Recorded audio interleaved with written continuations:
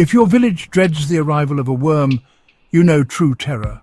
For generations, this fear was woven into the very fabric of daily life in rural India.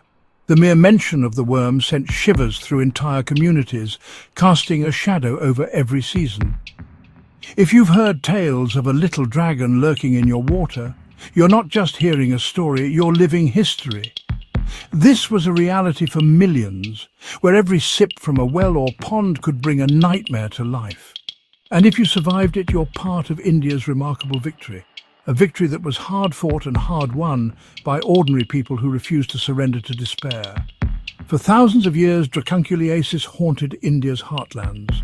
The disease crept silently through villages, striking without warning and leaving scars that lasted a lifetime. The British, in their dusty medical journals, described the worm wriggling beneath the flesh, a torment so severe it left whole villages crippled each season. The agony was so infamous it became a symbol of suffering in colonial records. By independence in 1947, 25 million Indians suffered this agony.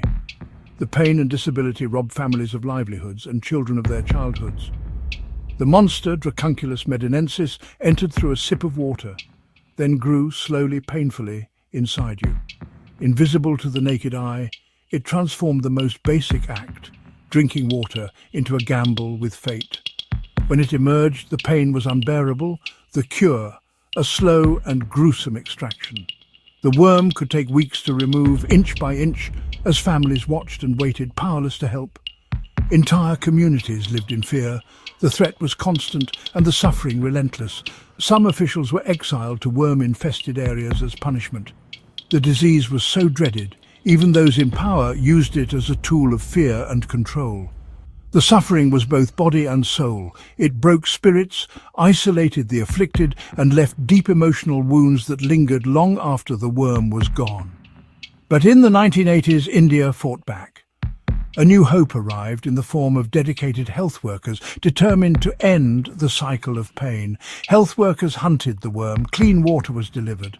For the first time, villagers saw a future without fear as new wells and filters transformed daily life. Villagers learned new habits, filters, vigilance, hope. Children were taught to protect themselves, and families embraced the promise of safe water. Bureaucrats, doctors and neighbours joined forces. It was a rare moment of unity where every hand, every mind worked toward a common goal, and against the odds, India won. The victory was not just medical, but a triumph of spirit and community.